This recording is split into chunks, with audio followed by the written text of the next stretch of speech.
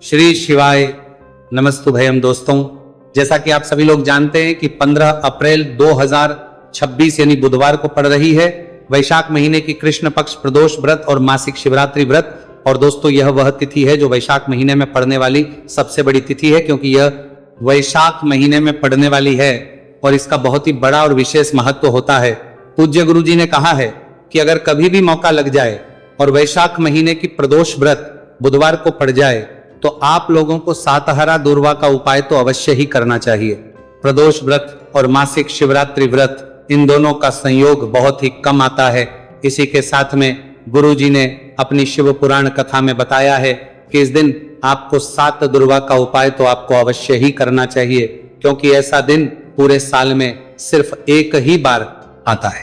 और दोस्तों, आप सभी लोग जानते हो कि बुधवार का अगर सबसे बड़ा उपाय है तो वो 7 हरा दुर्वा वाला उपाय है। तो दोस्तों, इस बुधवार प्रदोष व्रत के दिन आप लोगों को इस 7 हरा दूर्वा वाला उपाय को जरूर करना है।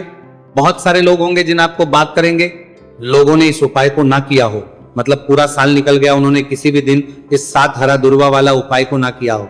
पर दोस्तों, आपके पास एक आखिरी मौका बचा हुआ है जो कि 15 अप्रैल के दिन है।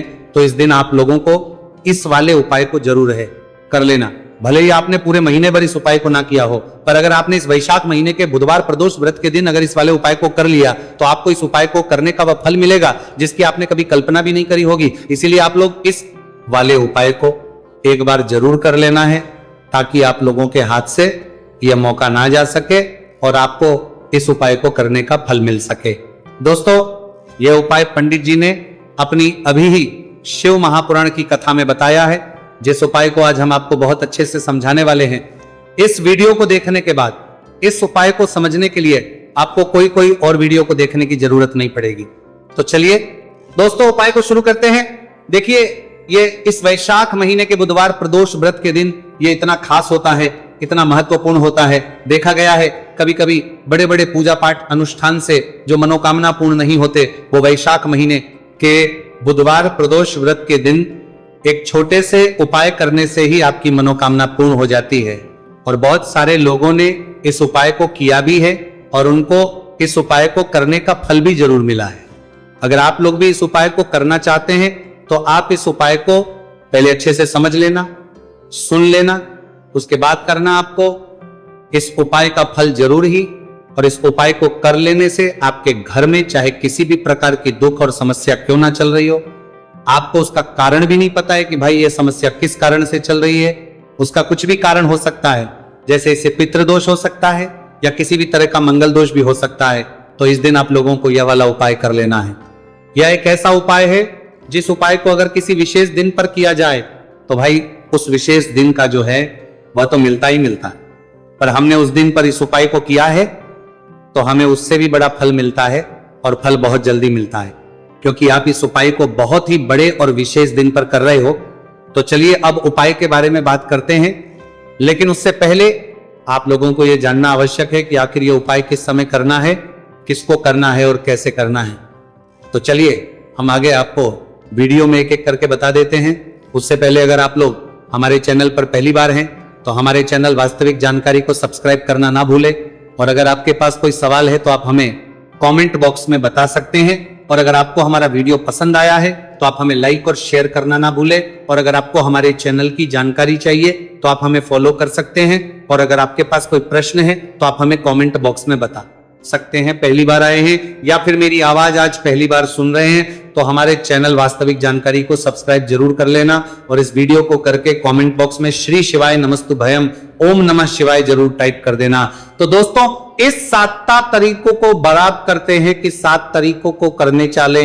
दुर्वा वाला उपाय को हमें इस बुधवार प्रदोष व्रत के दिन कैसे करना है, किसको करना है, किस समय करना है और कहां पर करना है, ये सारे सवालों के जवाब आपको इस वीडियो में मिल जाएंगे। और जो ये वीडियो देखेगा भाई उसको 7 हरा दूर्वा वाला उपाय जरूर करना चाहिए, क्योंकि इस दिन 7 दूर्वा का भी बहुत ही बड़ा और विशेष महत्व होता है।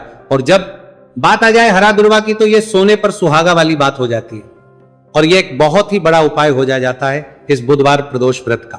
तो अब दोस्तों, इस 7 हरा दूर्वा वाला उपाय को आखिर करना किसको है, सबसे पहले हम लोग वो बात जान लेते हैं। तो देखो, घर की जो बड़ी माताएं बहनें होती हैं, उन माताओं बहनों में से कोई भी एक बड़ी माता बहन इस वाले उपाय को कर सकती है। और दोस्तों, अगर आप चाहें तो अपने घर में से सभी सदस्यों भी इस उपाय को करवा सकते हैं। अगर किसी व्यक्ति की खुद की कोई मनोकामना है, खुद की कोई दुख और परेशानी है जो कि वो अपने लिए ही करना चाहता है, इस वाले उपाय को तो वो खुद अपने लिए भी कर सकता है।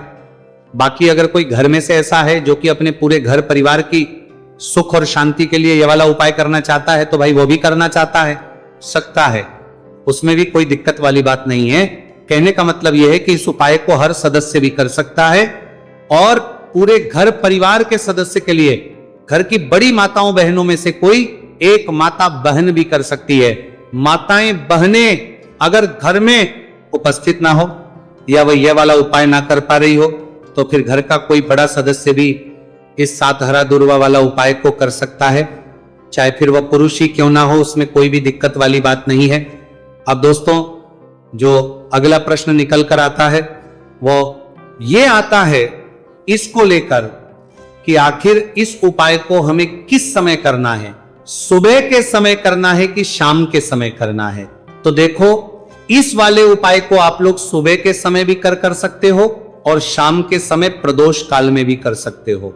अब अगर आप पूछो कि भाई सबसे उत्तम समय कौन सा रहेगा इस 7 हरा दूर्वा वाला उपाय को करने का, तो हम आपसे बस यही कहेंगे कि इस उपाय को आप सुबह के समय करेंगे तो ज्यादा बेहतर होगा। बाकी अगर प्रदोष काल के समय भी करेंगे तो भी अच्छा होगा, उसमें कोई भी दिक्कत वाली बात नहीं है।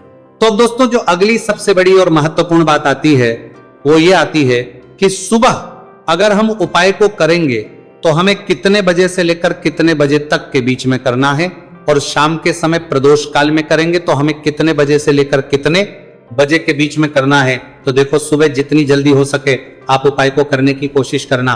बाकी अगर कारणवश लेट भी हो जाओ, थोड़ी देर भी हो जाए, तो 10 या 11 बजे तक भी आप उपाय कर लेना, पर 12 बजे से ज्यादा देरी ना हो, ठीक है, इस बात का ध्यान रखना। उसके बाद में दोस्तों, अगर शाम के समय प्रदोष काल की बात करें, प्रदोष काल का जो समय है होता है वो शाम के 6 बजे से शुरू हो जाता है।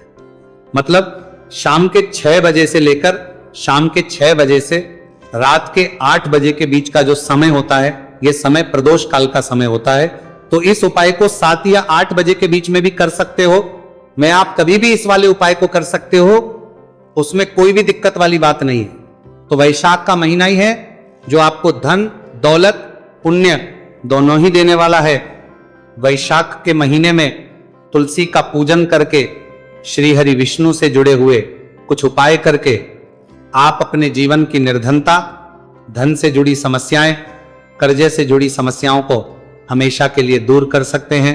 भगवान विष्णु को तुलसी अति प्रिय है, इसीलिए उनकी पूजा में भी विशेष रूप से हम तुलसी का उपयोग करते हैं।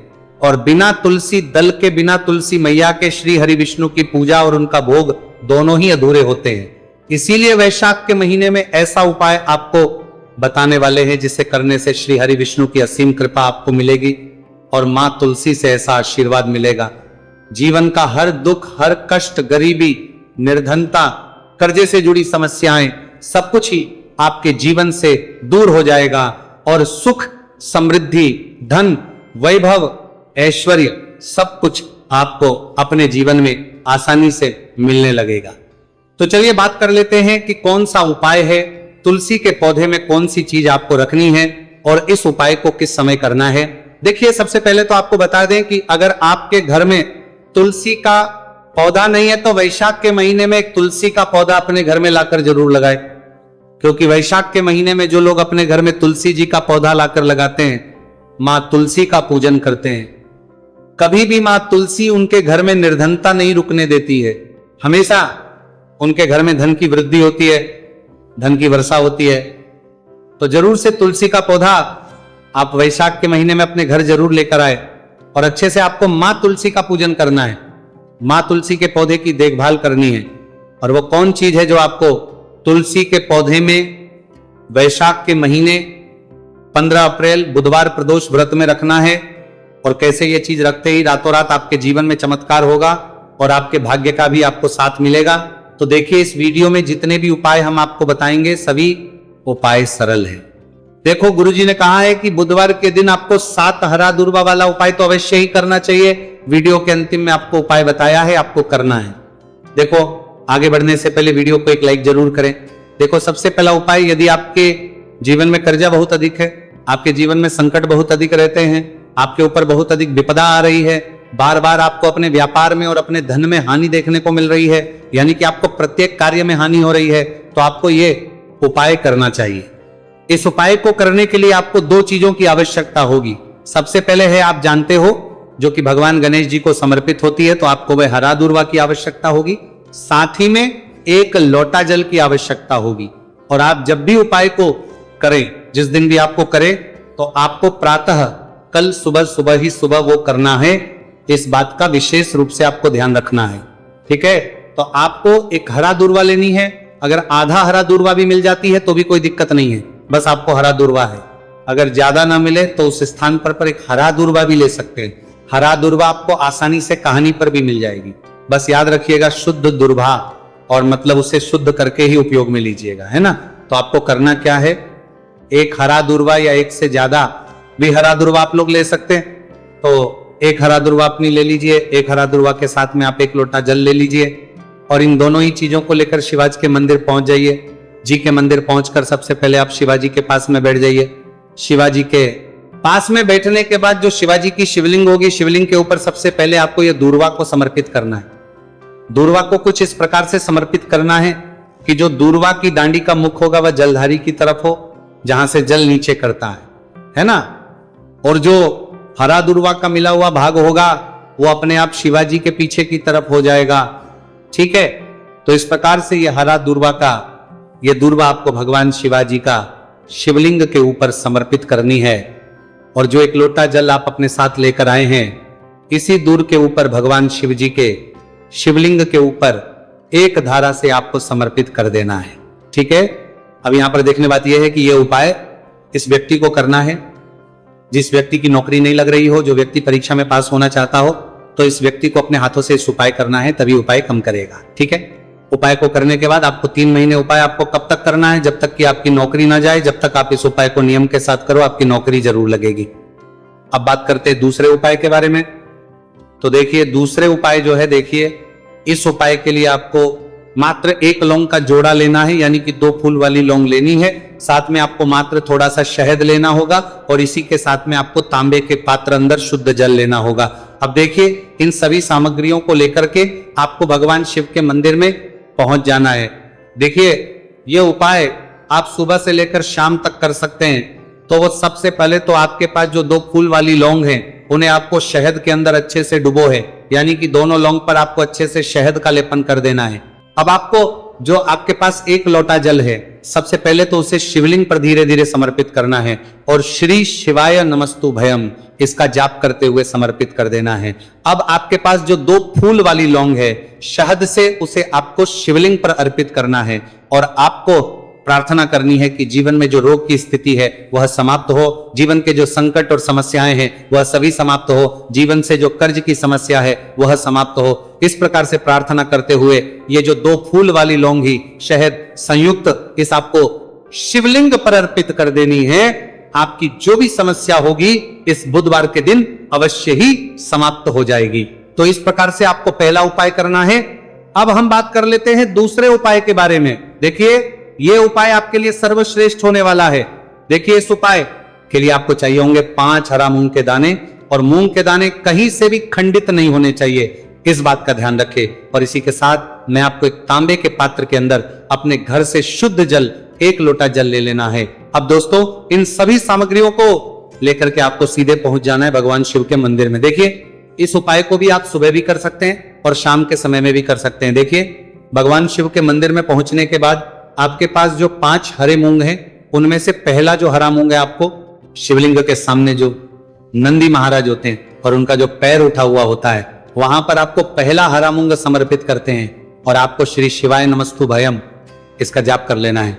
फिर आपको दूसरा हरा मूंग लेना है, और शिवलिंग पर जो श्री गणेश जी वाला स्थान होता है वहां पर आपको यह दूसरा हरा मूंग समर्पित कर देना है। यानी कि शिवलिंग के सीधे तरफ आपको यह दूसरा हरा मूंग समर्पित करना है, और फिर आपको ओम गण गणपते नमः या फिर ओम श्री गणेशाय नमः इसका जाप कर लेना है।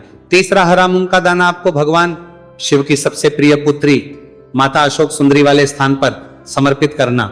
शिवलिंग की जो जलाधारी होती है, जहां से जल बह करके आता है, उसी जलाधारी के बीच में जो कहीं कहीं उठी हुई लाइन होती है सांप की आकृति के रूप में, वहीं पर आपको तीसरा हरा मूंगा समर्पित करना है और फिर आपको ओम नमः शिवाय इसका जाप कर लेना है। अब दोस्तों, चौथा जो हरा मूंग है उसे आपको भगवान कार्तिकेय जी का जो स्थान होता है शिवलिंग पर, वहां पर आपको ये चौथा हरा मूंग का दाना समर्पित कर देना है और आप ओम नमः शिवाय इसका जाप कर लेना है।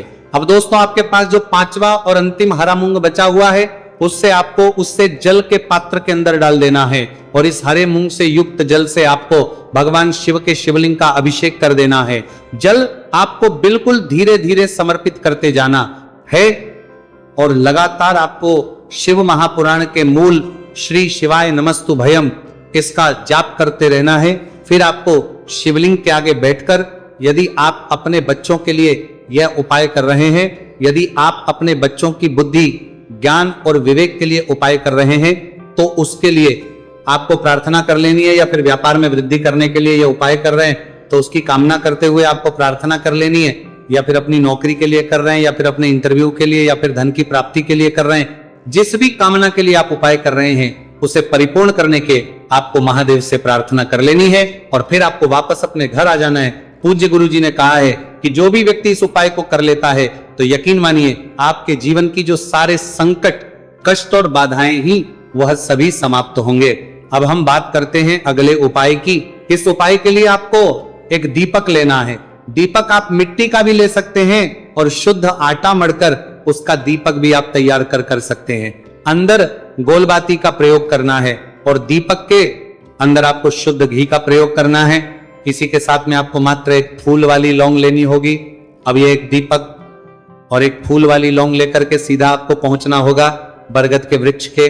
वहां पर देखिए, सबसे पहले तो आपके पास जो एक फूल वाली लौंग है उससे आपको बरगद के वृक्ष की जड़ में समर्पित करना है। देखिए, अगर आपके जीवन में कोई भी बड़ा संकट आने वाला है, कोई बड़ा कष्ट आने वाला, तो वह इस उपाय के माध्यम से दूर होने वाला है। महादेव की विशेष कृपा रहेगी कि जो भी संकट आपके जीवन में आने वाला होगा वह भी दूर हो जाएगा। तो आपको एक लौंग समर्पित करनी है बरगद के वृक्ष की जड़ में और वहीं पर आपको जो है गोलबाती वाला दीपक जो आप लेकर के गए हैं उससे भी वहां पर प्रज्वलित कर देना है, वटकेश्वर महादेव का स्मरण करते हुए। देखिए, जब भी आपको जीवन में इस साल लगने लगे कि आपके जीवन में कुछ भी अच्छा नहीं चल रहे हैं, तब भी आपको ये सब उपाय करना है। तो इस प्रकार से आपको यह उपाय करना है। अब हम जान लेते हैं चौथे विशेष उपाय के बारे में। देखें, यदि आपके विवाह में, शादी में कोई भी समस्या आ रही है, यदि आपका जो कर्ज है वह दिन पर दिन बढ़ते ही जा रहा है, आपको ये चमत्कारी उपाय करना चाहिए। कोई भी समस्या अगर जीवन में है तो उसे दूर करने के लिए आपको इस उपाय करना चाहिए। मंगल दोष से जुड़ी हुई समस्या भी है तब आपको यह उपाय करना चाहिए। देखिए, इस उपाय के लिए आपको एक तांबे के पात्र के अंदर अपने घर से शुद्ध जल लेना है और इसी के साथ में आपको एक चुटकी लाल चंदन लेना होगा। अब आपको क्या करना है कि जो लाल चंदन आपने लिया है उसे आपको उससे जल के पात्र के अंदर डाल देना है और ये जल जो है आपको लाल चंदन से युक्त तैयार कर लेना है और ये लाल चंदन से युक्त जल आपको भगवान शिव के मंदिर में लेकर के पहुंचना है। लेकिन उपाय भी आप सुबह से लेकर के शाम तक कर सकते हैं। अब दोस्तों, ये जो लाल चंदन से युक्त जल है इससे आपको भगवान शिव के शिवलिंग पर धीरे धीरे अर्पित कर देना है और आपको लगातार श्री शिवाय नमस्तु भयम इसका जाप करते रहना है। देखिए, यदि आपके जीवन में विवाह से जुड़ी समस्या चल रही है तो आपको मंगलेश्वर महादेव का स्मरण करना है और जीवन में अधिक कर्ज की समस्या है तो आपको आर्यन मुक्तेश्वर महादेव का स्मरण करना है। देखना, एक दिन आपकी सब तरह की समस्या जल्दी ही समाप्त हो जाएगी। तो इस प्रकार से आपको ये चौथा उपाय करना